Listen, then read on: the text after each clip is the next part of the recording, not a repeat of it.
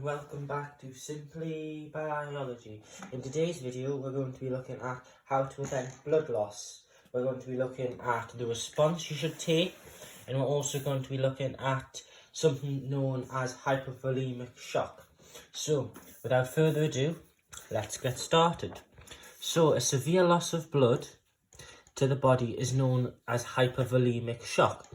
This occurs when approximately 1/5 or more of the total blood volume is lost.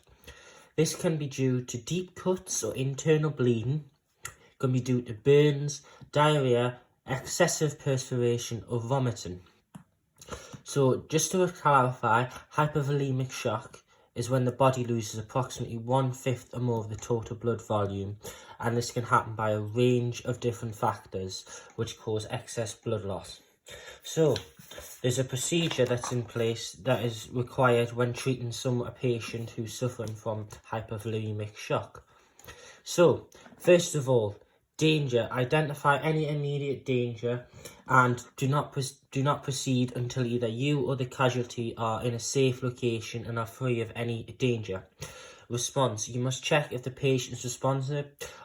Do they acknowledge you when you say their name, or do they acknowledge that you're there, your presence? They must check the airways. Are the airways open? By tilting the head back and allowing air into the airways. Breathing. Watch for the chest rising and falling. If there's no breathing, CPR or cardiopulmonary resuscitation must be performed, which I will identify in a later video. So the first procedure is you need to put on sterile gloves. Sterile gloves provide a barrier between you and the casualty, and therefore can protect you from any diseases that they possibly may have. The next procedure is to remove the clothing to identify the wound. If there's any objects in the wound, you must not remove them. You must press down firmly to prevent excess blood loss.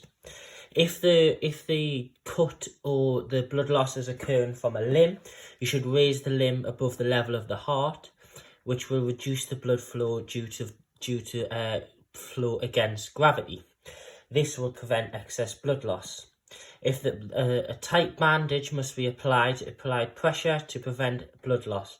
If the blood seeps through the first bandage, do not remove, but add an additional bandage on top, and continue to do this until the blood has stopped.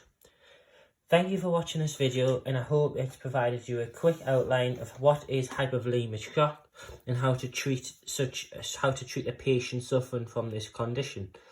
Thank you and goodbye.